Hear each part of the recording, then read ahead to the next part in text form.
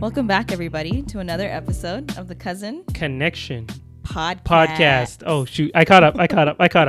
We're good. Don't worry about it. This is you.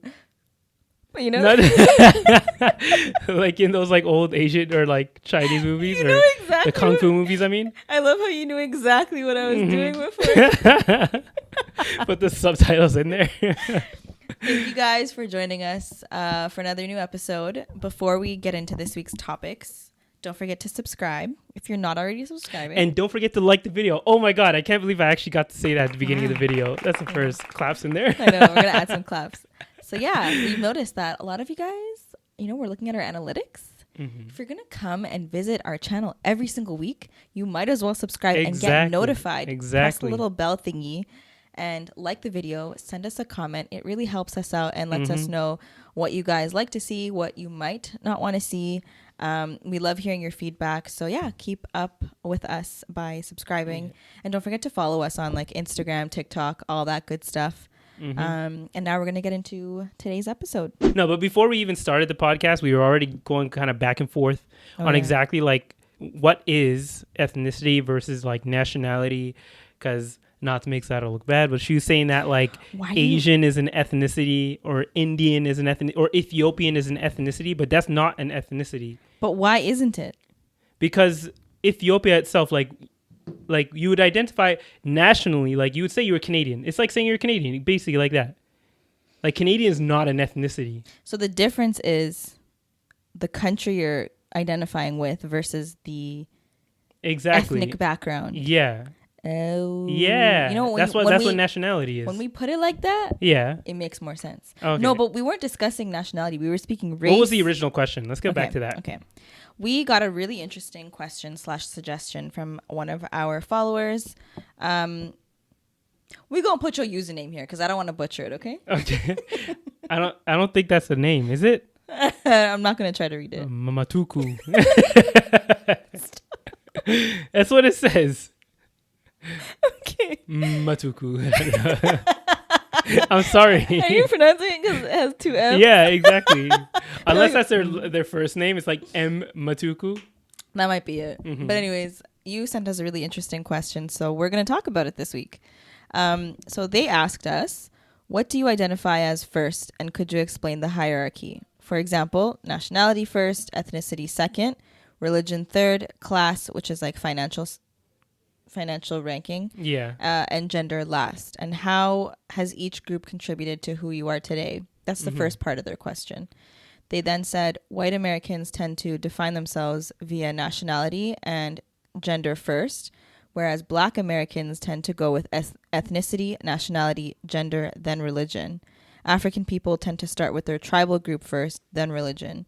And then they said in India it's class first, gender second, and ethnicity last. So I thought this was really interesting. And then we were kind of like, it's sort of like pre-gaming. Like we were having this conversation before we actually started the recording. Yeah. But like, I kind of want to like explain yourself because your point was interesting. What point was I making again? We were arguing over ethnicity versus nationality, but. Well, yeah. But you never actually said I think you agree with what I was saying. It's because like. No, I do. Yeah. I just. In my head, I don't know. I think I mixed up nationality. I guess actually no. Going back to what she's saying, there are people who would identify with their nationality first instead of their ethnicity or their color or whatever, that kind of thing. So that's actually one way someone would, because I guess technically I do identify first as my nationality. So you say you're Canadian first? No, my like my parents' nationality. Sorry. Okay. That's what I mean. So like I'll say I'm Ethiopian because usually you're already in Canada, so the context is that like you are in Canada, so you're sort of already Canadian in a way. And then if someone's asking you like, "What's your nationality?" You're not going to say Canadian. This kind of defeats the purpose of that. What they're asking, you kind of assume at that point that they're meaning like, "Okay, what's your background?" And at that point you'll say, because like even though we are Harari. Like you don't want to, sometimes you just don't want to go into saying I'm from Harar and they'll be like, where's Harar? I'll be like, it's in Ethiopia. They'll be like, where's Ethiopia? I'm like, it's Africa. And it's like, okay, so like what's Harar? And it's like, it's a city. And then you kind of like break, unless like you have time for that. To be honest, I'll be completely honest with you. I will only ever tell another East African that I'm Harari. Exactly. I'll never tell like people who are outside of that because they just won't get it. Yeah. So in a way, there's like a hierarchy to that conversation, depending on who you're speaking to. I don't know if that's the right word to be using, but like you kind of you adjust the information that you share based on who you're speaking depending to. on how much context that person has. Right? Like it's funny because I was listening to a podcast the other day from the Extra Gravy podcast. They had a comedian on there, and his nationality is Indian. Well, he but his ethnicity is Sikh. Isn't that a religion? But I believe it's also Punjabi. Sorry. Is Sikh a religion? Yeah, Sikh is a religion. Sikh. They call it Sikh. Yeah, I'm pretty sure it's Sikh. No. Is it a religion or is it? Yeah, it's a religion. It's a religion. What do you mean? You literally have Jagmeet Singh, like one of the biggest representations of it. They call it a culture. What? That's like saying Islam. Islam is a religion, and people also say the Islamic culture. My bad. Come on, Sarah. No, because like people are like, you haven't spent enough time in the West End. That's why. Sikh people, like Sikh. Yeah. So but they're referring to their Sikh, religion. They're referring to their religion. Exactly. It's like Muslims, like saying, those Muslims. Exactly. But I believe their ethnicity is Punjabi.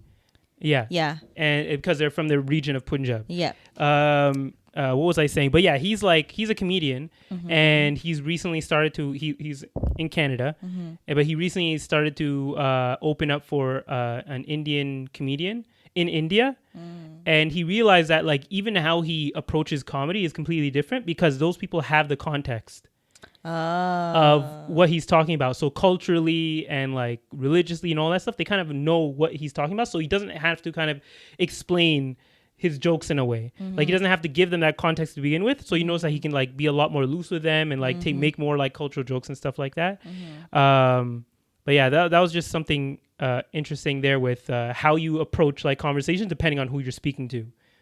Yeah, but like going back to the original question, how would you like? What's your order of identification? Well, that's what I'm saying. Like it depends on who I'm talking to. If I'm talking to someone from Canada, like a white person, just to say it out loud like that. But like if I'm talking to a white person, I'm gonna say Ethiopian because that's the easiest, most direct way. And I'm pretty sure that majority of white people, even though surprisingly there are some who don't know, at least have heard of Ethiopia.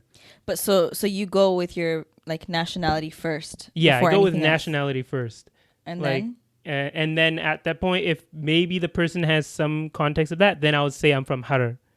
Oh. I'm Harari. Okay. And like, I would say, and then after that, what's the next step? I don't think I've ever identified, like, physically told. No, I have told people I'm black, but like more of. They can't physically tell? Yeah, that's the thing. Like, I never actually had to say I'm black. Like, you can kind of tell. Like I've never spoken to someone on the phone and had to tell them I'm black or anything like that. Actually, no, I'm lying. There is one instance because there was like one guy I was speaking to in my job. Like I mentioned before, I speak to other technicians in America and stuff, and he was black and he wanted to like talk about something. It's like, are you black? And I was like, yeah. Because like your name's Amir. Yeah, he wanted to kind of like before he like went into the conversation because he's like, nah, this is like black people stuff. Okay, I need to make sure you had the card first. That is so funny. And then once he found out I was black, he's like, yeah, at that point we were like buddies and all that stuff. But so that's when it's maybe the one time that has kind of come up. But thankfully in Canada, in general, I haven't really been confronted with the fact that I was black. Like I know that maybe in America, there's a lot of people like out there. in a negative way? Yeah, in a negative way. Yeah. So I've never had to like identify myself as black. It's just I am black. Even though there are people out there who would tell you, oh, you're not black. Like you're, I don't know. What else can you be other than black? Like your skin. They say like you're some type of Indian or something. I don't know. Yeah. Or some type of South Asian. Do you ever feel the need to like identify with your age? Nah. I don't think I've ever identified with my... Oh, yeah, actually... Yeah, like, it depends on the conversation. Like, if I'm speaking to younger kids, I'm going to be like, I'm old, guys, you know? Because especially now with working out and everything, and my body's, like, all crickety and stuff, then I'll be, like, mentioning my age at that point. Like, if you were in a room of people you don't know, you guys are doing icebreakers, and they're like, okay, tell us about yourself. So I would never mention my age. But you would, first and foremost, you would always say you're Ethiopian. Yeah, I would say I'm Ethiopian. If they wanted to know more about me, I would say I'm Ethiopian. If I had the time, I would say I'm Ethiopian from a place called Harar in Ethiopia. And I might say like it's an eastern part of Ethiopia. Like give them some type of context of where it is or idea of where it is on geographically. And then at that point, I'll be like, I'm also... Actually, I don't know if I've ever actually mentioned that I'm Muslim either. Like most people can kind of gather that How? It's from my not name. I guess it What isn't about obvious. Amir Johnson?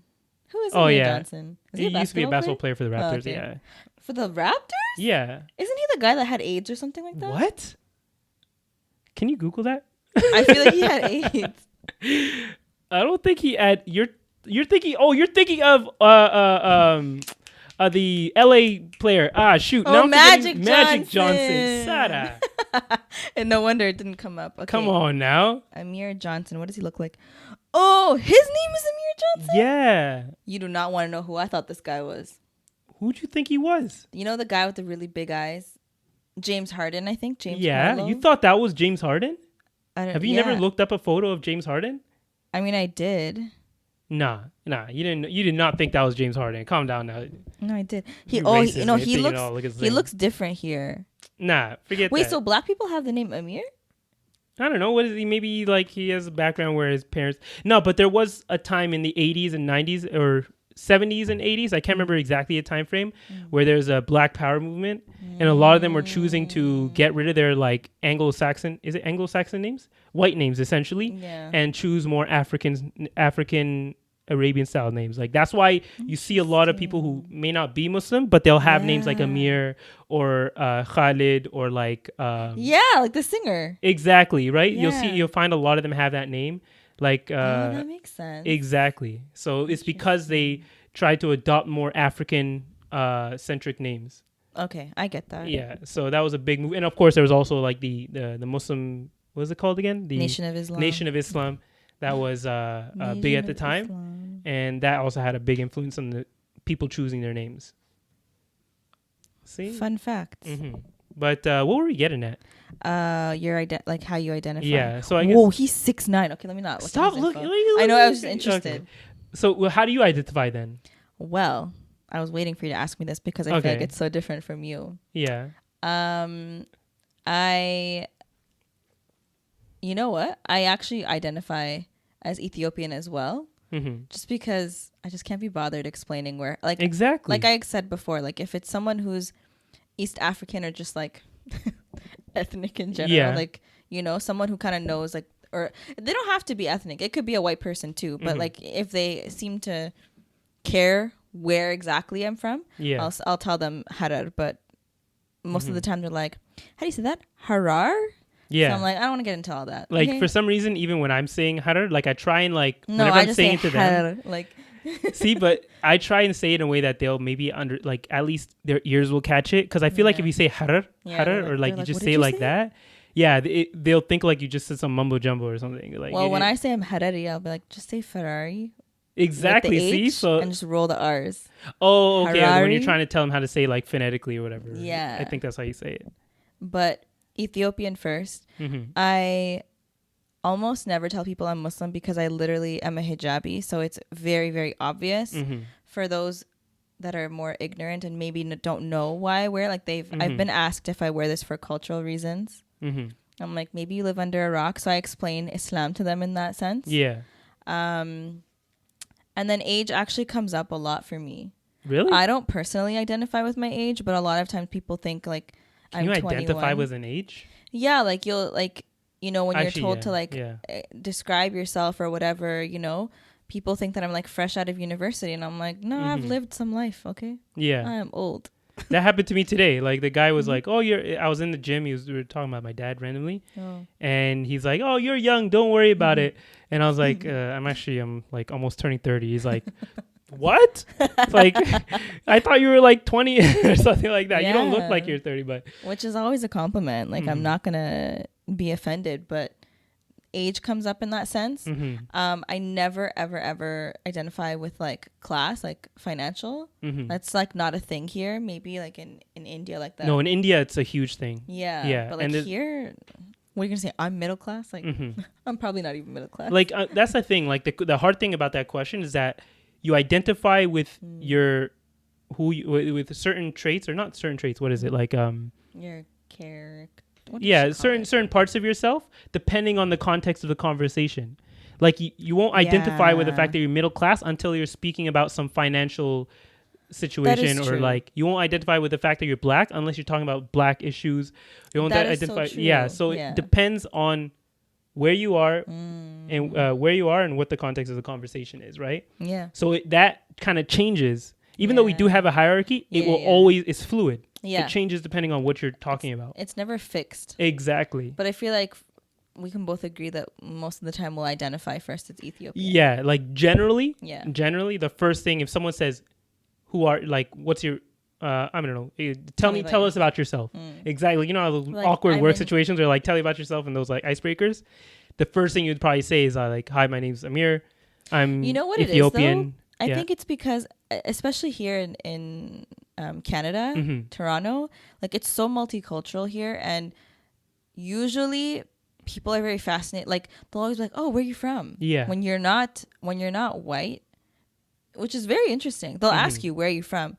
And you could be like, "Oh, I was born here." No, but where are you from? You know. Have you ever gotten that? Yeah. So you're And there was a time where like that was seen as like a negative question, but I never remember those days, and I never really understood why people took it so negatively, saying like, "Oh, where are you from?" That kind of thing, because like, they assume that you immigrated here, but it's like, no, I was born here.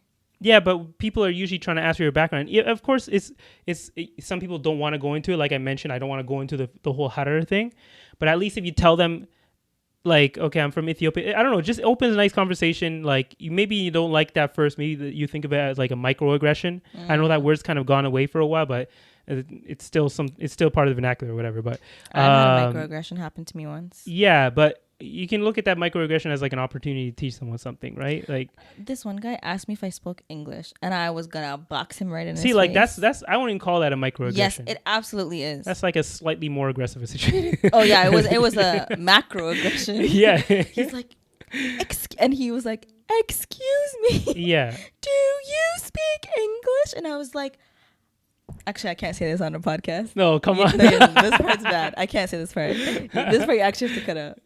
Don't say it then. Okay, fine, I'll tell you after. I'm gonna forget. Okay, say it. I was like, "Are you deaf?" That's not that bad. I was like, like that? Like, can you hear me? Yeah. And he's like, "Oh, you can't speak English." I was like, "Yeah, I was born here." And you? Why'd you get so mad? Because. Why the hell are you asking me if I could speak English? You know what? He just assumed I couldn't speak. Now I'm getting mad. You know what? People have to realize that, like, think of the dumbest person you know. I'm telling you, there's half of the population is dumber than that person. No, but for me, so, I know why he asked me. Yeah. Because I'm not white. And I wear a hijab. So in his mind, there's a lot of people who are ignorant. Okay, they don't know. Some of the smartest people are Muslim. Like, I just don't understand. It was so, like, when he asked me that, he really asked me that because he wanted directions. So you know what I said to him? I was like, "Oh, good luck, buddy. Don't know where you're going." Because I didn't want to help him.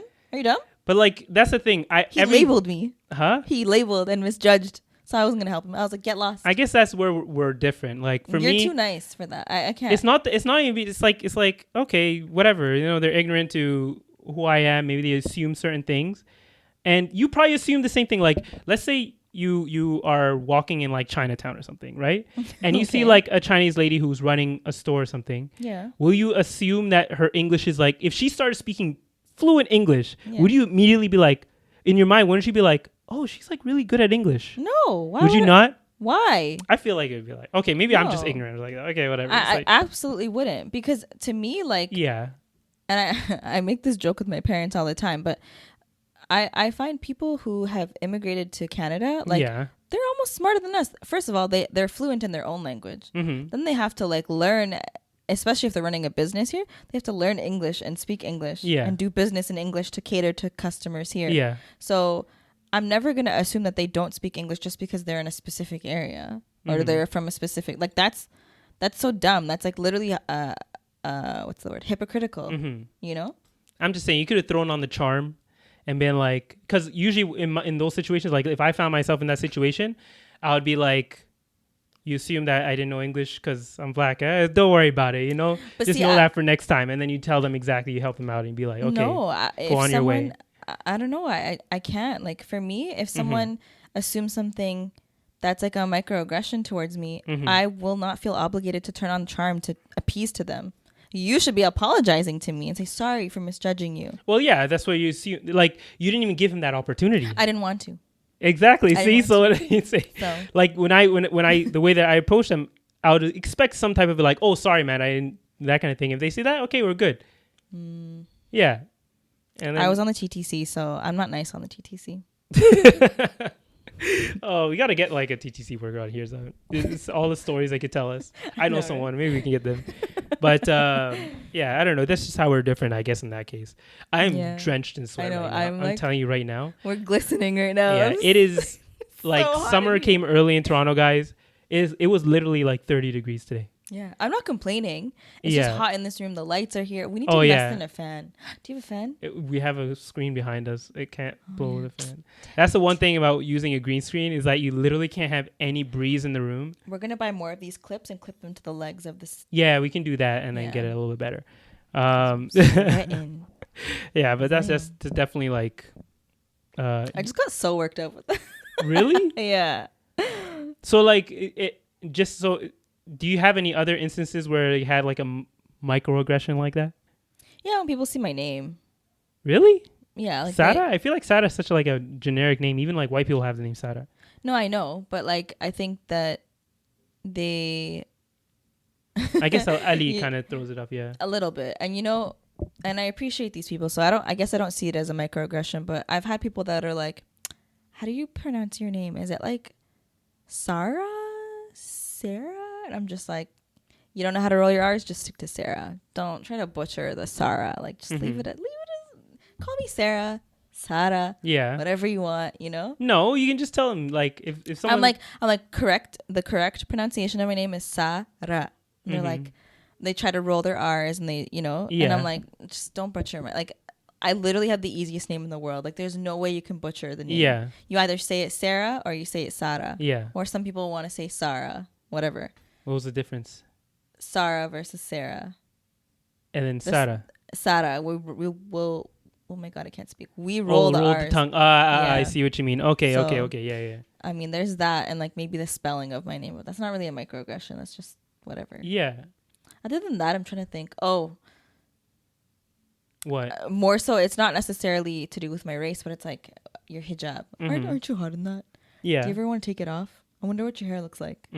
Those kind of things, which sometimes it stems from curiosity, like, and I can tell, right? Like, you can tell when someone's being shady towards you, because of their tone, and then when someone's just genuinely curious, you know, like I know a lot of my team, like the girls on the team, they, when the pandemic started and we were working from home and we had to like do Teams meetings and stuff, I think I wore hijab for like the first week, and I was like, I can't do this. Oh, was it like all women anyways?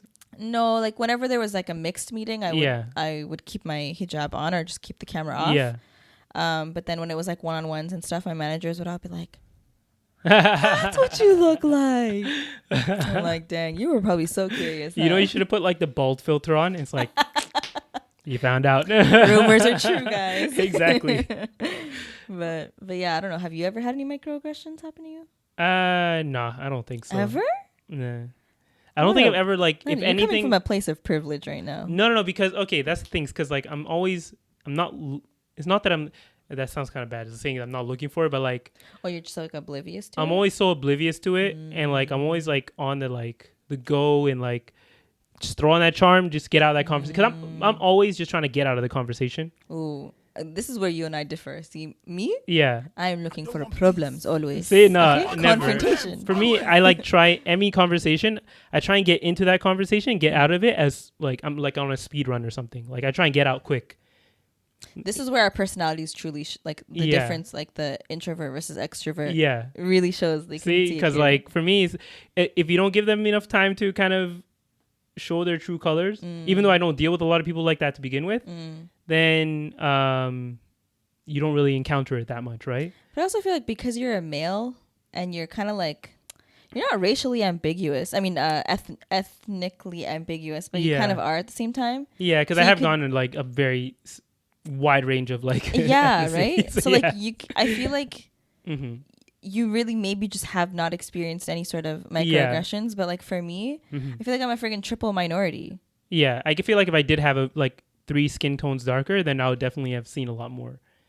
Racially, yeah. Because it's definitely like I wouldn't consider myself light skin, but there's definitely like degree of what do you call privilege, depending on how dark your skin is, right? True. Yeah, and that's a whole other conversation. Dark skin lives matter too. Okay. Yeah, and that's definitely like a huge issue. That's a whole other convo for another day. Yeah, like you said. we'll have to bring that up. Yeah. Is it a microaggression if you're like, if I was black, like if I asked someone what's your background and they said Canadian, I'm like, no, what's your background? Would that be a microaggression? Because if a white person did it, people would think of it as a microaggression. But if I did it, would it be? Well, okay, so I guess it depends on how you ask, because you know, when we were growing up, everyone loved the question, what's your background? But you have to, now in your adult life, I think you have to be more specific. So you got to say, what's your ethnicity? Because if you say, what's your background, someone could be like, I'm Canadian. But isn't that kind of like nitpicking? Not really. Like if, let's say you have a new coworker, you don't know anything about this guy. Yeah. He is whatever color, purple. Yeah. Let's just say whatever his race is. And then you're like trying to get to know him. So he's telling you his name. Yeah, I worked here before. Oh, okay, cool. Yeah. You know, where are you from? What's your background? He's going to be like, what do you mean? So you'd be like, what's your say ethnicity? Exactly. Yeah. Yeah. So if they wanted more context on what you mean, you give them more context. But that's how I was asked. Yeah. Actually, no. Because you understand right away, no? Someone assumed what I was. They said, oh, you're this, right? Yeah. And I was like, no. They're like, oh, they assume. Okay, yeah, people, that's when we were going back to that whole like being racially ambiguous, sort of. Like, ethnically ambiguous. Ethnically ambiguous, that's what I mean. Ambiguous. But that's, a lot of people would assume like, because I would go to a lot of buildings, especially in my technician days where I was going to a lot of sites. Like if it was a Caribbean or like a Caribbean dude, he'd be like, oh, you're Jamaican? I'd be like, nah, bro, I'm Ethiopian. He's like, oh, okay, Rastafari or something like that. Like, or if like I was dealing with like a Guyanese guy, he'd be like, oh, you're Guyanese? No, it's like, and if there's one time where the guy thought I was South Asian. He's like, what type of South Asian are you? You don't see your hair? No, because I had my hair short, like I had it cut, right? So I guess maybe because he couldn't see, it wasn't really nappy. It was kind of like this. It was more in waves. And also it was in the middle of summer, so I was a little bit darker too. Okay, yeah. And I had a little bit more. No, I had less facial hair at the time, so I don't know. Maybe that kind of threw. You do look kind of brown when you don't have. Yeah, so that's what it was, right? Because he was brown as well. Okay. Yeah, but people will assume like or they're not assume, but they ask like, "Oh, are you this?" I'm like, "No, I'm Ethiopian." So. I think like 7 times out of 10 I get Somali. I've gotten Sudanese quite a bit of times. Yeah, Sudanese is a big one too. And then actually there was this one story. There was this Filipino guy, and this is when I used to work in retail like a couple years ago.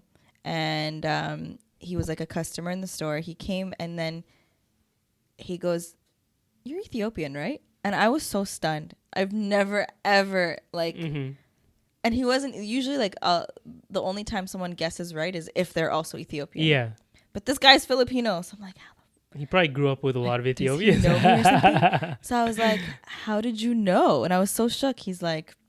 And he starts speaking in Amharic. No! I was like, what the hell? Like, I was like, okay, I'm being mind-effed right now. What? So I'm like... What are you? Like, who are you?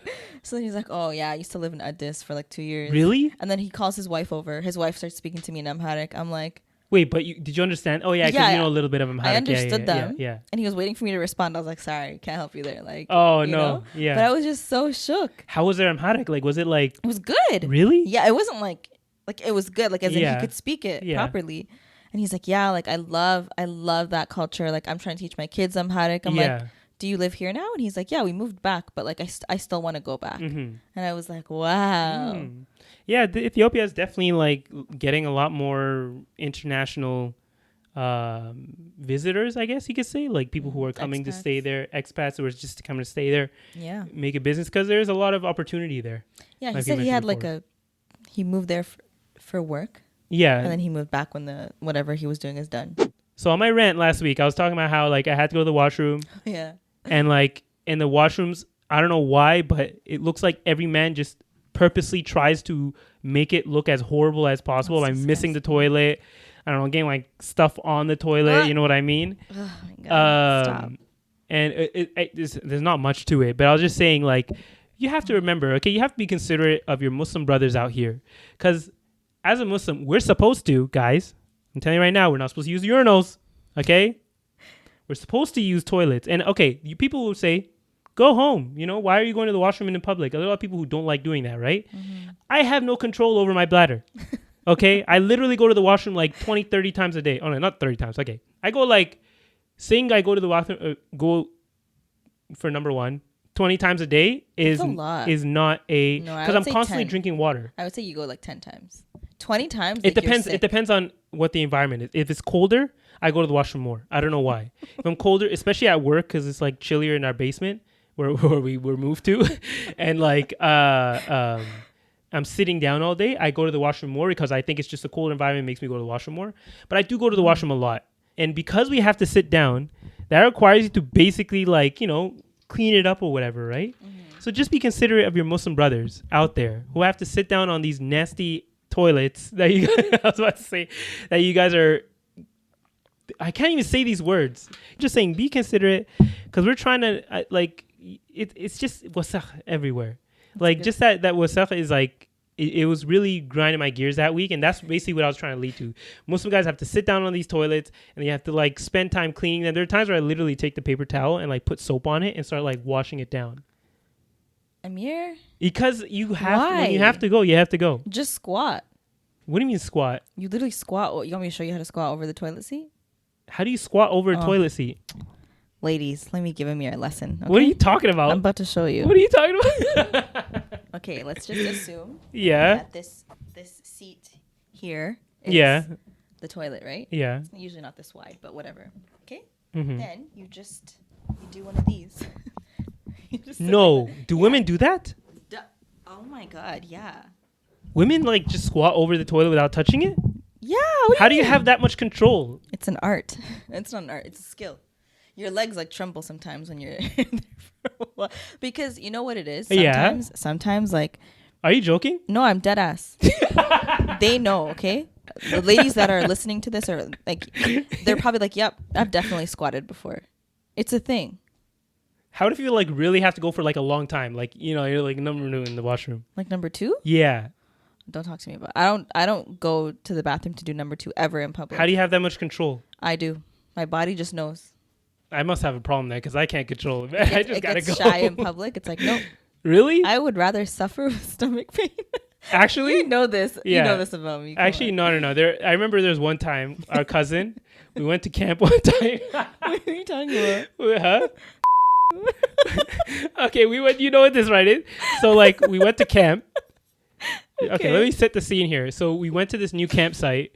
We have this yearly communal camp that we go to. Yeah, summer camp. Summer camp that we go to. It's just for a long weekend. Mm-hmm. And it was a new site, so we were trying to figure out everything. And we went to the washrooms. You always got to check out the washrooms, right? Just to see how they are. True. And when I tell you, this was for you, it was a horror story because literally the biggest spiders we have ever seen. Which campground was this? Albion Hills? I think it's Kelso or something like that. It was the one that the bathroom, and there's that giant hill right behind it. Oh, that was Kelso. That was Kelso, right? Yeah. Yeah. So that bathroom literally had giant spiders. When I say giant, I mean probably the size of my palm in the washroom, just hundreds of them above the toilets in the spider webs. I have an image in my head. It was so bad. We tried to get the spray, and this is a horror story. We took the spray to kill them, and someone sprayed it, and all you see is spiders raining from the roof. When I say these giant spiders raining from the roof, and they weren't dying because they were so big. I guess they were able to survive it, and they were crawling everywhere. I'm gonna have a nightmare about this. I still to this day think about it. And did you guys scream and run? Of course we screamed. What are you talking? We were kids. We scram. Yeah. But I guess when saw this, he's nah, I ain't going to the washroom. Or I ain't doing this, right? So we were there for 4 days, right? This guy legitimately did not go to the washroom. I know he was sick after that. Yo, no. Day 2. Day 2. I didn't know he was doing this. Day 2, I walk out and he's just slouched over on the picnic table, head down, just sitting there. And I walk up to him, I'm like, yo, what's wrong? What happened to you? He's like, my stomach. I was like, oh, why don't you just go to the washroom? He's like, nah, man, I ain't doing it. I was like, wait, so you haven't been to washroom all day? He's like, I haven't been to the washroom since we got here 2 days ago. Like, I felt to hold it. I have no idea. That's what I'm telling you. There's some people who have that self-control. Like number 2, I get. Number 1 is really hard to hold. I have no idea how he did it to this day. And it was it's so bad to the point where I think our aunt was like leaving a little bit earlier on the trip. She took him with him to her house, and he stayed there until the end of our camp trip or whatever. Yeah. So he could go to the washroom there and just stay there for the rest of the trip. It was bad. I have stories too, but I can't because it's about the girls, and they're gonna kill me if I ever talk about it. But if they're listening to can't this, expose them like that. Yeah, we'll get them on here to expose them. Exactly.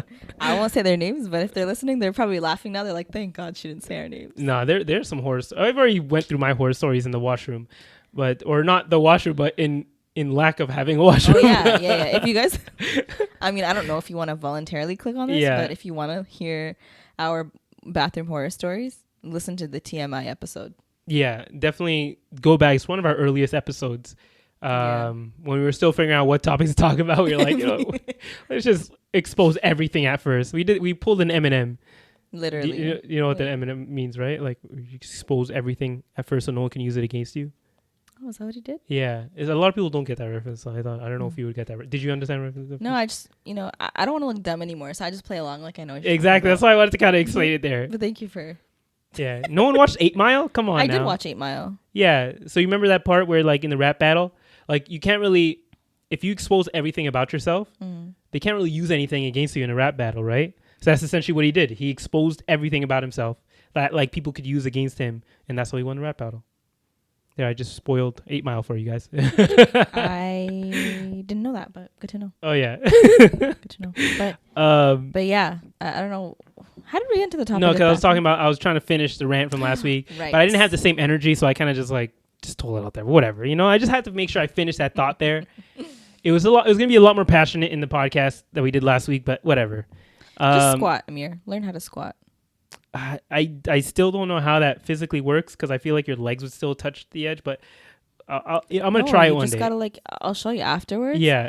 And then I don't know why when you mentioned squat, I legitimately you thought pictured you. Squat? No, I pictured you standing on the actual toilet and squatting on it. No, you're gonna fall into the toilet. Because don't you remember those? Didn't you ever see those warnings? Because in a lot of Asian location or places that have a lot of Chinese people, they have those signs saying "Do not squat on top of it," and it'll literally have a person squatting on top of the toilet. I've seen that. Yeah, I never understood. I was like, "Who the hell would squat?" No, because they don't know. They came from a country where they're squatting in a hole in the floor, right? Or going in a hole in the floor, and they're like, "What is this thing? Why do they have it leveled higher? I'm just gonna stand on top of it." That's so dangerous. I guess it happened enough to have a sign made for it, so why not? Probably. Yeah. But I don't know if that's assuming too much, guys. If I'm racist, whatever, okay? Not really. I wouldn't say it's racist, but I just think that it's not just a guy thing to have disgusting bathrooms. We have really? Oh my God. The worst is when you really have to go and you open a stall and it's just covered in toilet paper and guff and everything, and you're just that heartbreaking feeling. You're like, you just start banging all of them, trying to go across. Which one's the least bhakti, my go-to move at all times is handicap. Exactly. You already know that secret. Come on. You already know that secret. Handicap is always the number one. Nobody uses it. Exactly. Yeah. I don't know. I wrote this down because, I was really just, doing my thing, scrolling through TikTok. And people who don't watch TikTok just skip to the next topic because you won't understand this, but they might want to learn. Yeah, okay, so you're scrolling through TikTok and you get goes through the algorithm. You might accidentally one video and you don't realize this, but that video is in the middle of France. Yeah. And then for some reason, TikTok thinks you're French now, aren't you? So it starts feeding you a bunch of TikToks that are French, and they're interesting videos. And you're like, oh, let me check the comments real quick because these comments are gonna be hitting, right? And you open those comments, all French. And you're and at that point, I don't know, I get FOMO on TikTok because I'm what am I missing out on here? You don't try to decode it? I don't know how to. You just recognize one or two words and you kind of get the gist of what they're talking about. You don't do that? Nah. Also, I just told him this 30 seconds ago. Yeah. But on TikTok, if you hold down the comment, a little menu pops up and you can just click translate. I don't think that's it is. I feel like that's exclusive to iPhones or something. I don't know. I've never heard of that. I will literally open up a TikTok. They probably did that for people like me. let's just, okay, I mean, these are all in English, but let's just. You ever for like go on the example- TikTok comments and it'll be all in different languages, and then you'll find that one person be like, the only English comment here. Yeah, I if you're look looking for them. that one English comment here. These ones are all in English, but Okay, try it in English and see if you can translate to another language. no, it translates to English because your phone is set. Like my. Are phone you set- sure that's something? Look. Is that just an iPhone thing? Well, we'll test. Well, it yeah, on we'll your try it phone on later. mine after. Oh, because you don't have Wi-Fi, right? Huh? You don't have Wi-Fi on this. No, this one's like dead. okay. Yeah, my phone on this was dead. Well, But we'll that was check it just later. something that annoyed me, and I felt FOMO from it, and I just wanted to bring it up because like I feel like a lot of people can relate to that. Where you're just TikTok is, I feel like, as big of a platform as it is because of the comment section. exactly right. So when you can't understand the comments, it's like you're missing out on half of the enjoyment of that content that you just watched, right? Yeah. Like there are some times where like you'll go to the comments immediately. Yeah. Like you'll see that one little weird thing and be like, I'm gonna Yeah. check out the comments, right? And like everybody else has the exact same thought. yeah. I'm like, I flew to the comment section. Yeah. And guys can be dogs on there too, man. Oh yeah. Because like if there's like one girl in the background all the way in the corner. what color was her Exactly. shirt? So dumb. Like so. Oh my god. I roll with. I don't know. I don't know if we already talked about this. I don't know why I felt like we already mentioned it. I don't, because okay, do you use Twitter? No. You don't use Twitter, right? I don't use Twitter either. But have you noticed like a lot of media is centered around Twitter? Like if you ever hear anything about like something coming up in pop culture, it'd always be like this person tweeted this, right? So recently, the reason I want to talk about this is because Elon Musk recently bought Twitter for $44 billion. That's crazy. Which is a conversation in itself because like now literally if you have money, you can buy, you can control essentially anything you want. I wish he would just give me like just a cool like 5 mil and I'd never bother him. Well, that's any millionaire really. Yeah, like Yeah. Kylie. Well, there's a lot he could have done, but then again, you know what's kind of shady though? Technically, he didn't spend any money. Did he buy it with crypto? No, crypto's trash anyway. But I guess crashing right now. But essentially, this is okay. Maybe this is another conversation we can have. So billionaires or even certain millionaires, depending on how much money you have, it gets to a point, especially ones that owns companies, it gets to a point where they literally never have to use their actual money to be able to purchase things. So the way that he purchased Twitter, I'm just going off the top of my head right now, like from things I've read and seen stuff. So it might not be exactly accurate, but it's somewhat how it works. So what he did is he used his Tesla stock as collateral to buy Twitter. So he technically didn't, because they don't have money. Like they make a salary from their company of like $200,000 or something, and they just have a bunch of stock in their company, right? And that stock is what their net worth is. So whenever you hear about a billionaire's like net worth, like Elon Musk or Jeff Bezos or all these other, those are just the two main ones right now, or like Bill Gates, a majority of that money or almost all of that money is in stock of their company or like other companies, wherever they have invested in. That's mainly their own company. And so technically they don't have that money, but if they were to sell all their stocks, they would have that money, right? So it is technically part of their net worth. So how do they buy stuff?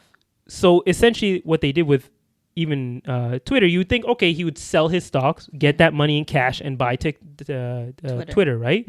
No, what he did is tell them, we'll give you stocks as collateral for this purchase here. So they give them $44 billion worth of stock. So technically he never pulled out any money. So that transaction, I think maybe he won't be able to get taxed on it or something like that. But essentially it's a way to like avoid getting taxed on it and being able to use that money. And there's a lot more that goes into it, but this is how billionaires get away with doing things like this, like buying things for multiple billions of dollars, and it doesn't really affect them or what their net worth is in any way. Like he didn't lose $44 billion in net worth now. He still technically has that stock. It's just all used as collateral to buy Twitter. You can even search it up right now. Let's see how he bought. Search how did Elon Musk buy Twitter? I literally did. Oh, you did? Okay, shoot. Okay, yeah. See, shares of social media company fails. Blah blah blah blah.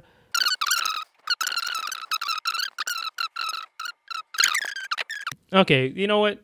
there's too much there to read, guys. Okay, I'm not gonna go into that. Let's just do that part. But let's just say that a lot of these billionaires are not really.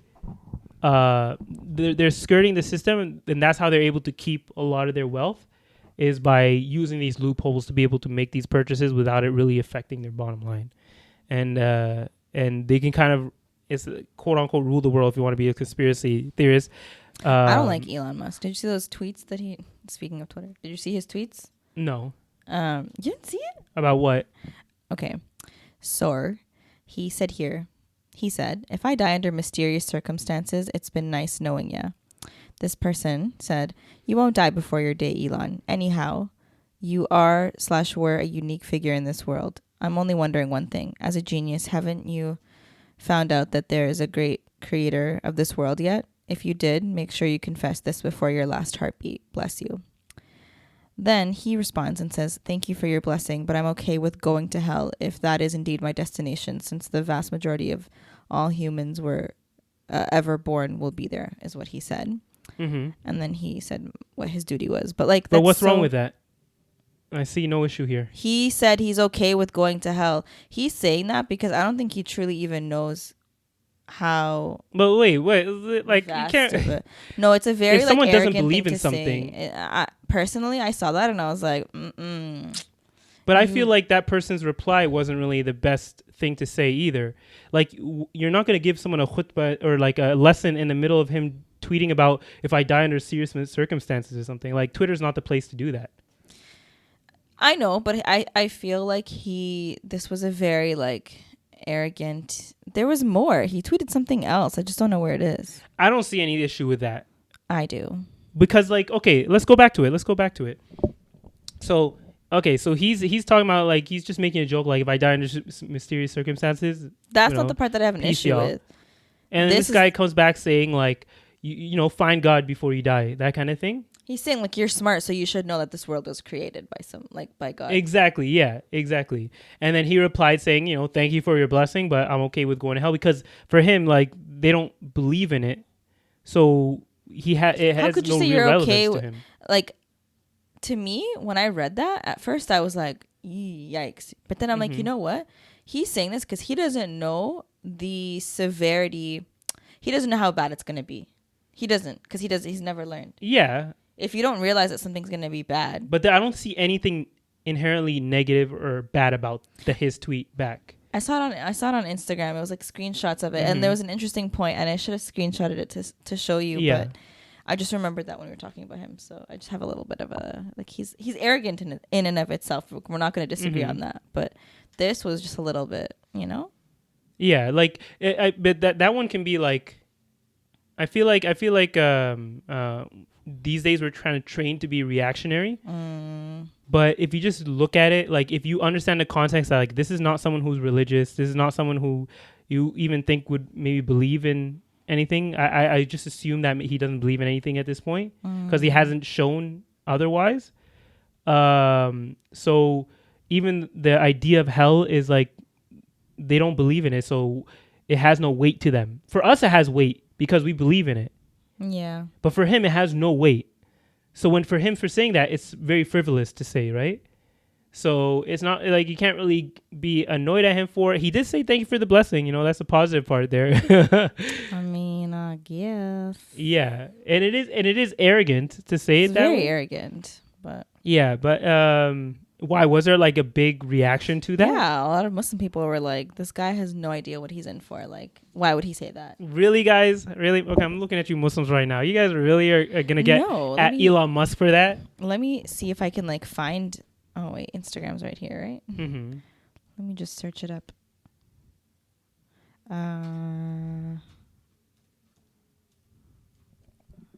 Let's go to the hashtag. Here we go.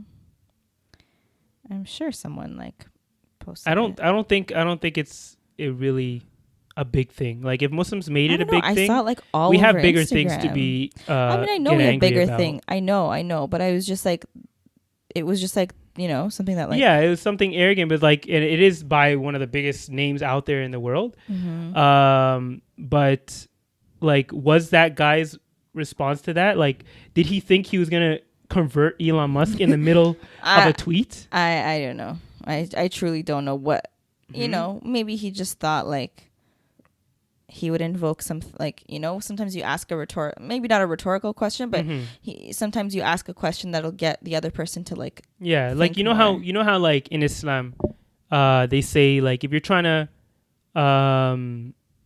let's say there's someone who's committing a sin, and they say like sometimes you have to kind of let that person, or not, you have to hate in your heart, but you let that person continue because you saying something to them might make them say something worse or do something worse. Oh yeah. And this is an example of that.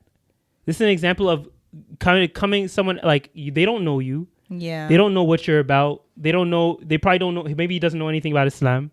So he's coming out of like full left field for Elon Musk and his idea. Yeah. And saying something, and he's just kind of returning back, like almost with the same energy. Be like, oh, you're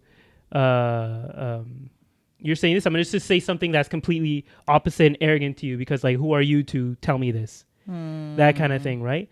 I'm not saying it's like completely right. It is an arrogant thing to do, but like, what did you expect? Right? And it's not really something I'm gonna get mad about. I mean, I don't know. Sometimes the Muslim community can get me a little annoyed. No, I think it with wasn't the things that we get mad at. It wasn't that they were mad. They were just like, it's one of those like, yikes! Like, why would you say that?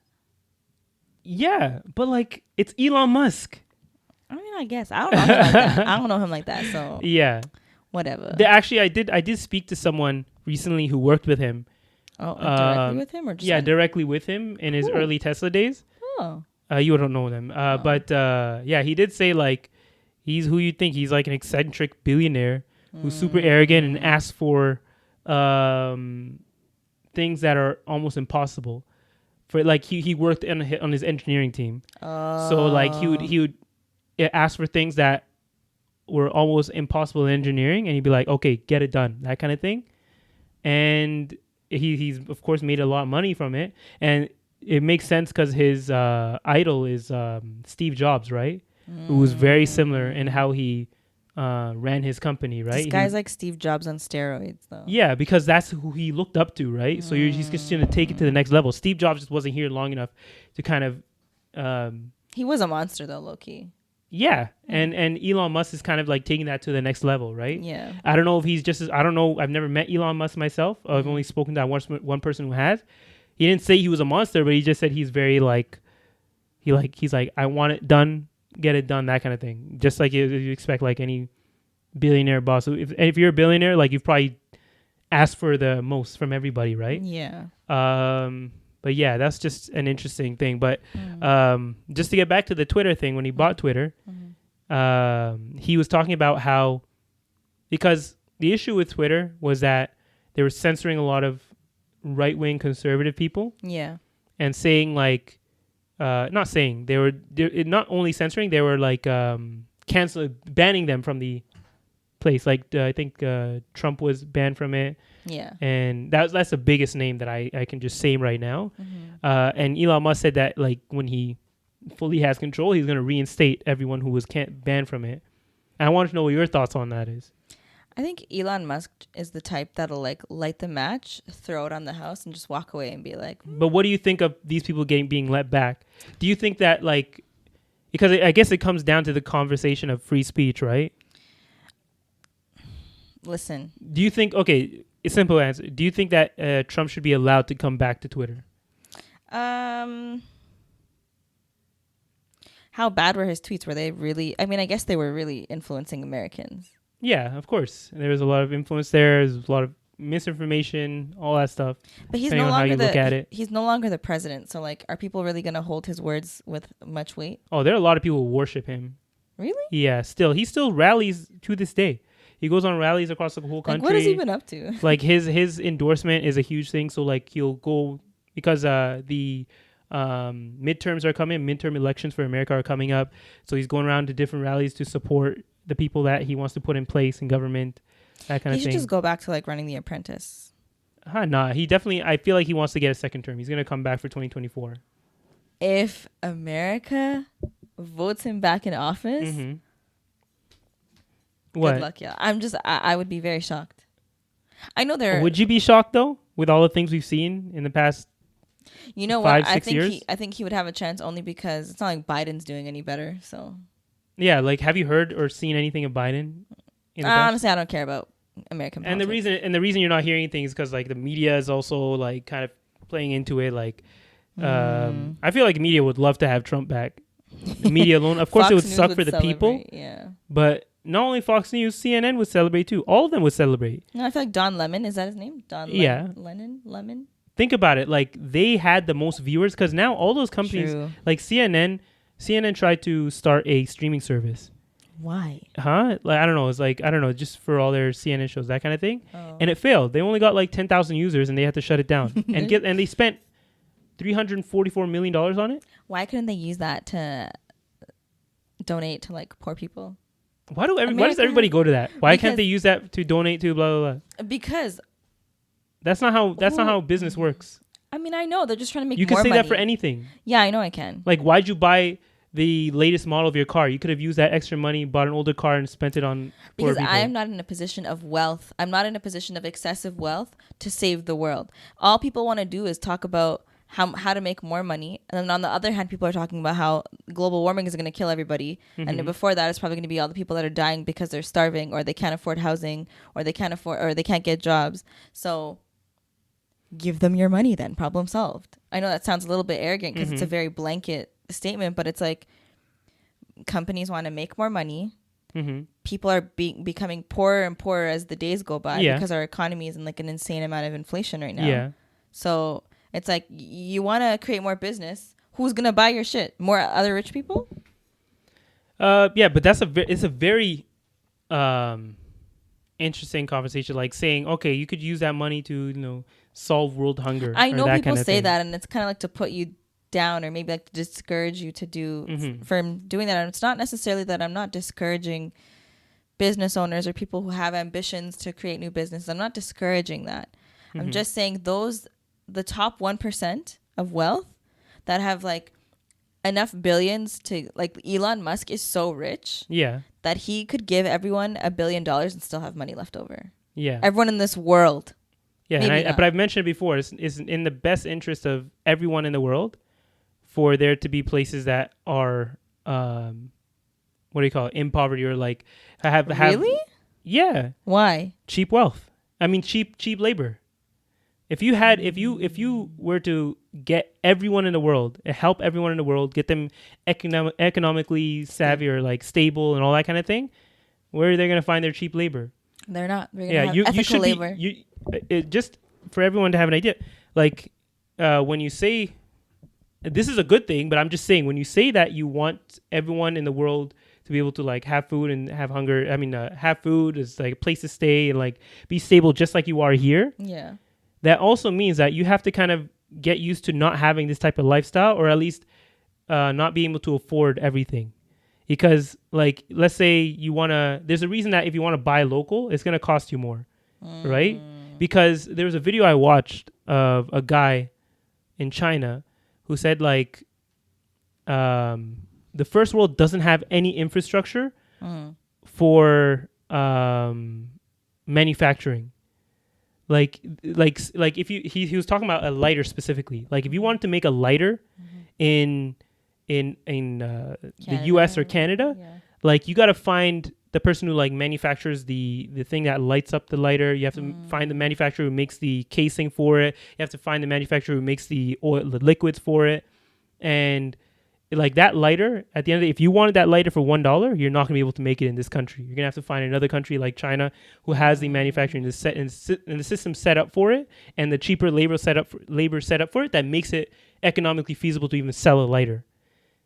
So I'm not saying this is right. I'm just saying like the way the world works right now is messed up. But the only reason we're able to have all these luxuries right now, where we live, is because of how messed up it is.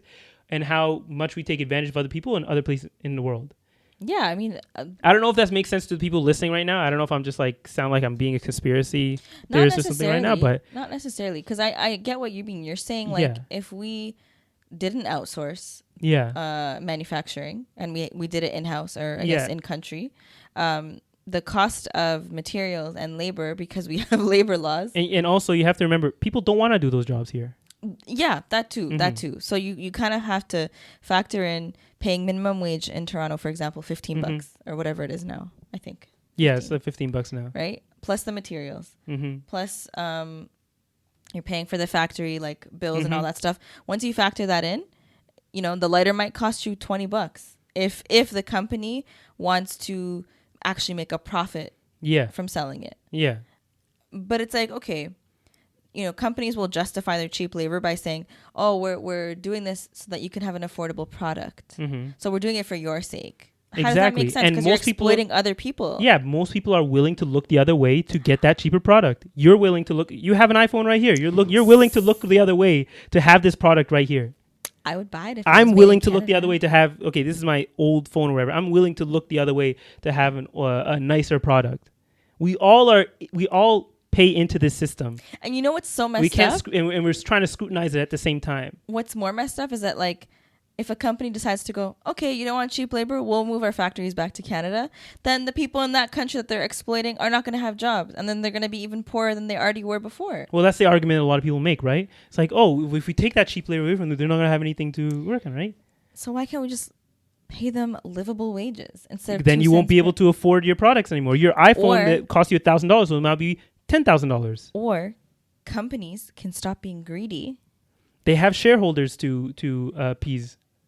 Look at Netflix. Netflix literally lost 200,000 subscribers. They're getting sued by their shareholders now because they lost money. And apparently they're trying to bring in ads by the end of this year. Yeah, the whole system piecing out of Netflix. Because the issue with the market in general, for people who don't know anything about the market, is that like these companies, when you're buying shares from a company, like now you have a stake in that company. Yeah. And the more shares you can have, like the bigger stake you have, right?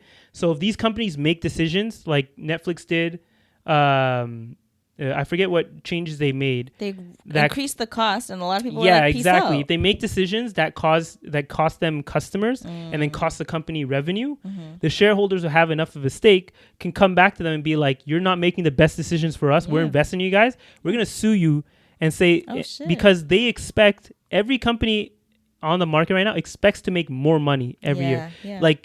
Like it's almost like they imagine it to be infinite. Like you can constantly keep making more money, but to constantly be making more profits every year and increasing in those profits every year, you're gonna have to make cuts in certain places. You're gonna have to start taking advantage of maybe your customer base, like Netflix is speaking of. They can't be doing that because their entire revenue is from their customers. Yeah, so it's essentially a system that's essentially gonna eat.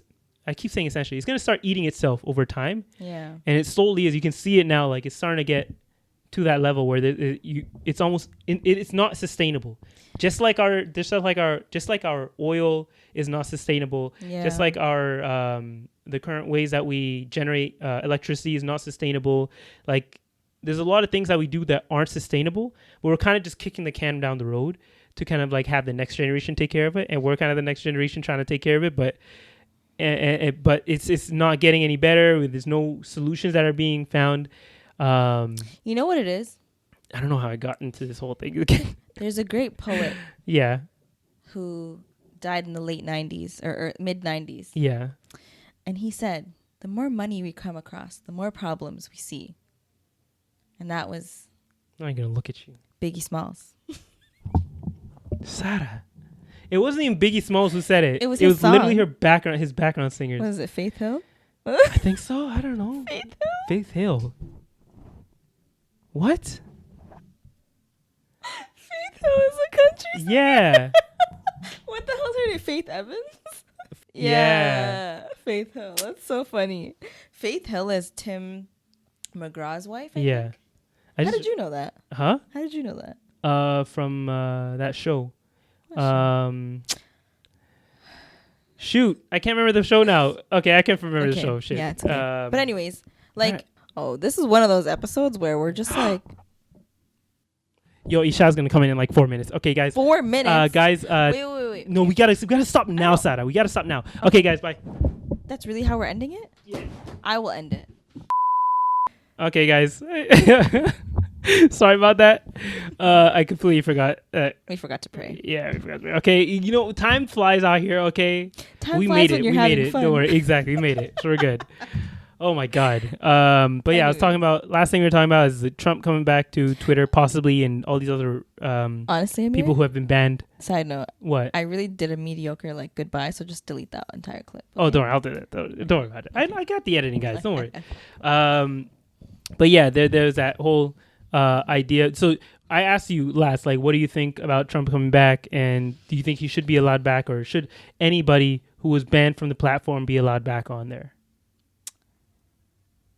I mean, I just think if Trump is allowed to come back onto Twitter, if he's going to be up to the same antics and basically just like cause chaos, and therefore, you know, heavily influence like his followers to do something messed up, then no, I don't think he should come back. But if he's kind of just like, if he's mellowed out a bit and he's just there for vibes, then like whatever, let him come back.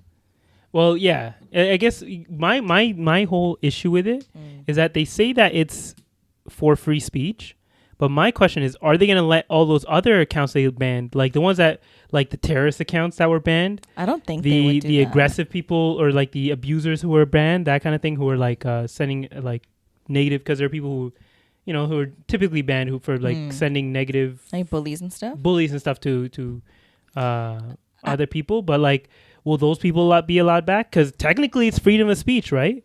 Not if you're causing harm. Exactly. The thing is the thing about freedom of speech is like, you're free to say whatever you want within limits. So it's not really, you don't really have freedom of speech. Well, like their argument is that you have freedom of speech, but you don't have freedom of consequences. So like you can say whatever you want, but the consequences that come after that are, you know, you should be expecting them. Therefore, your freedom of speech is within limits. Yeah, exactly. Freedom of limited speech is what it should be. And I guess where people expect those consequences to come from changes. Like before, Twitter was the one who would kind of smack that down right away, right? The consequence would be you kicked off the platform. But now that that's not the case, like where will that consequence come from? Now it's kind of up to the masses or the people to kind of choose what they do with that person who might be sending out this like negative rhetoric.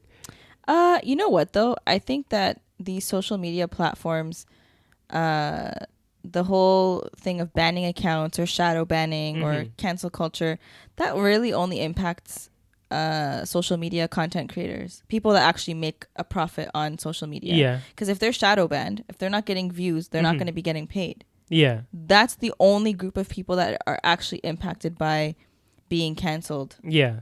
Or shadow banned or whatever the case is, being held accountable. Yeah, because they have a voice, right? Like Right. it doesn't make sense to ban someone who has 2 followers if they're saying some like negative stuff, but no one's hearing it. Yeah. Right? Yeah. But the thing is that you could have one person with 2 followers that's saying a whole bunch of messed up things. Yeah. Then there could be 50 of them. They can have a congregation, a group chat or whatever, a group on Facebook or whatever app.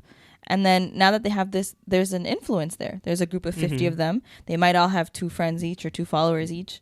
But because they're all able to meet, because there's no point in banning these accounts that have 2 followers. Yeah. You know, it's kind of defeating the purpose. So what I think should happen is this whole freedom of speech within limits. Like there should be certain keywords like bomb. I don't know. And the thing is like, how do you even filter that? Yeah. You have to put keywords or maybe key phrases or like and the thing is that then the whole thing of like privacy comes in, because if you link your internet history with it, it's like, it's so complicated. And I think what we're figuring out with this whole situation is that like the internet, even though it's been around, it feels like it's been around for a long time. We're still figuring out to this day how it should work, right? Because the internet is just giving literally everybody on this earth a platform. Yeah. That's the problem. Yeah. Like I think there was a video I was watching recently. There was this streamer called Pokimane, and she said that like there was this story that was made about her where she was like, what was it? Oh my God. I can't remember it now. Oh yeah. She like said the N-word like 7 or 9 years ago or something like that. It was once when she's like 17 and she already spoke about it, and like I think her background is Moroccan. And I think at that point maybe she thought she was allowed to say it or whatever. And then there's one tweet made about them like bringing it up, even though she's already brought it up in the past. And oh no, sorry, I'm mixing this up with a different situation. Sorry, my bad. So recently, because like she's Moroccan, so she still has curly hair, right? Mm-hmm. And recently she chose to wear her hair like naturally. Okay. And there was 1 or 2 tweets that said like you're appropriating black culture, even though she was just wearing her hair naturally. Because they're saying you're blackfishing by making your hair look curly and just wearing it out like that, like afro like. Who said that? A black person? Yeah, but A it was black person only said that? yeah, but it was only 1 or 2 people. And the funny thing is that her audience and a majority of the people were for it. They're like, "Oh, we love this. We love seeing your naturally. We love seeing you like in your natural state." But because of those 1-2 tweets that were taken by a bunch of articles, it seemed like it was the masses saying that. It seemed like it was a majority when really it was just literally like 1 or 2 people, right? Yeah. So that's the issue with the social media these days, that like one person's voice can be sound like 1,000 voices when really it's just that one person, depending on how articles spin it. And that's what we're trying to figure out these days. Like, how do you get that context out to people, right? That this is not the majority of people. This is just a few people. Yeah. And then you also have to go into like, what is your boundary? What's your limit of like who gets banned and who doesn't get banned? Yeah. You know? Yeah, because and that goes back to like the conservative issue, or not conservative issue, but sorry, like a lot of the debates are going on between conservatives and liberals and stuff. Like you don't realize like it could be just 5 people arguing with 5 people. Like it may seem like, and then the news sites or whatever, and the I don't know, CNN, all these other TV sites. TV networks. Sorry, I don't know why I'm forgetting the word, but they can take those 5 or 10 people having a conversation and having like a really negative back and forth conversation, like almost argument, and make it seem like the whole party is having that argument, and make it like a team thing. And then they get their whole like base on one side, they get the other base on the other side, when it really just with like an argument between 2 people, and like it didn't really it wasn't as big as they made it seem. They just kind of blew it out of proportion. And that's what happened. And that's how you led to things like Trump becoming so popular. Yeah. Is that people were like just blowing regular conversations out of proportion and then making teams out of it. And then but also kind of, what do you call it again? Extremizing? What do you say when you make something extreme? Exaggerating? No, when you like have 2 extremes on one side. Yeah. What do you make? They made like extremists on both sides, essentially, if that makes sense. Yeah, but at the same time, it's like Trump was very aware that this was happening and did not condone it. I mean, he didn't. What do you mean? He didn't stop it? He didn't condemn it, yeah. Yeah. He didn't. What's the word?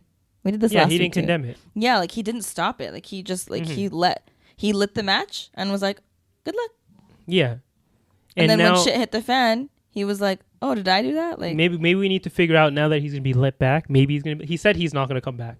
Oh, he said he's not. Like yeah, he said he has he has his own social network site that he's trying to put up. But honestly, he loves attention, so I feel like no matter what, he's gonna come back. He's gonna come back. Yeah, yeah. He loves attention headlines too much. everywhere. Yeah, Trump is back on Twitter. Yeah, like he's a narcissist, so he needs that attention. Yeah, and his social site is probably not getting that much attention. If he knows he can get his Twitter back, he's probably gonna do that. That's true. But now we need to figure out, like, with these people coming back to the platform, how are we gonna have these healthy debates to get the right information out there, and be able to maybe find a place in the middle instead of being on such extremes? Because these people getting banned just led to more people becoming extremists and leaving the platform and going to other places. But if they come back, maybe there can be some actual civil discourse now. Now that we know that they're not going to be banned for saying something that the left doesn't like to hear, if that makes sense. Well, if they're Trump or supporters, we don't like to hear. Like a lot of, like we've been saying before, like the ones that like basically idolize every single word that he says. They don't really, their IQ is not that high. So I don't think they're capable of having a civilized conversation or a debate. And that's what the left's approach is to it, right? They're like, we can't even let them be on these platforms because the people that support them don't have that ability to think critically about what they're saying. If they can try, because, if the effort is there where the left and right wing, both extreme sides are willing to be open-minded and have share the platform where they can both express themselves, maybe not to the extreme, like within limits basically, then I think it could work. But I just don't see that happening. But that was the issue. The issue was that Twitter was banning these people, so that conversation couldn't even happen anymore because they were kicking them out, and it was just essentially sending into other platforms where it becomes like a incubation of thoughts, of their thoughts only, right? Yeah. So like they just start to fester in their own thoughts and become more extremist because they are no longer allowed to debate this on a larger platform like Twitter. But now if they're allowed to come back. Could you really say that, some hardcore Trump supporter comes on Twitter and it talks to someone who's super left? Mm-hmm.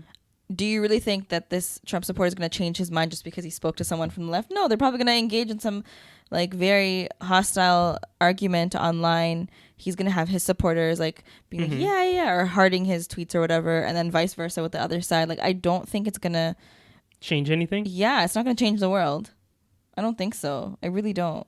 Yeah. Because they're not going into that space with that mindset. They're but going do you think, but I felt like the fact that it led to them getting banned only made those people more extreme with their views.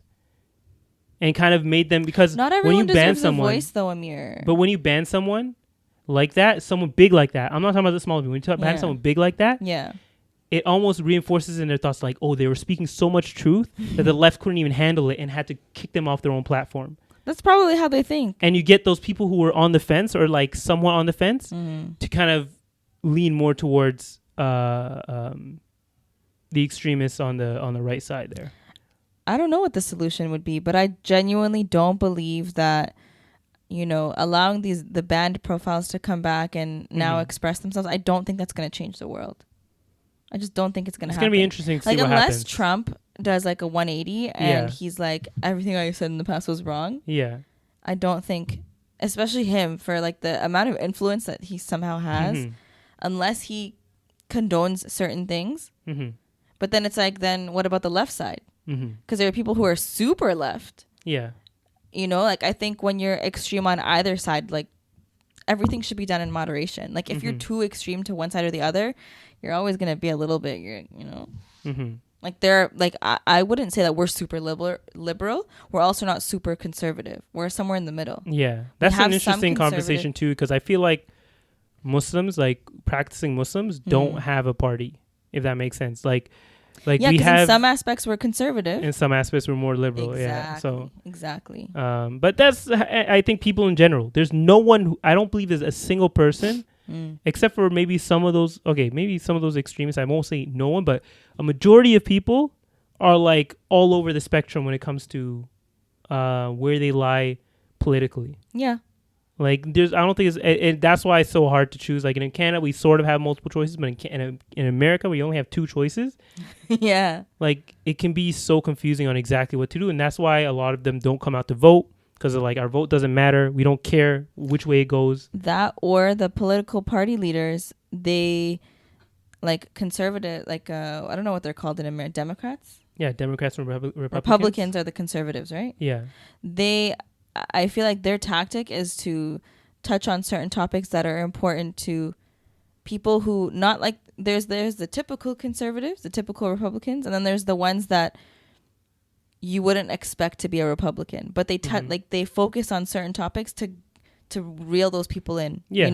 I don't know what those topics are, but I've seen more it like happen. Social like economic stuff, or like, I don't know. That's how Trump won, now they've kind of moved away from the economic stuff, and they're kind of more just going to like things like abortion or like I've seen that a lot actually. Gay rights and all that kind of stuff. Well, not that one anymore. That one's kind of in the past. Or drugs is a big one too.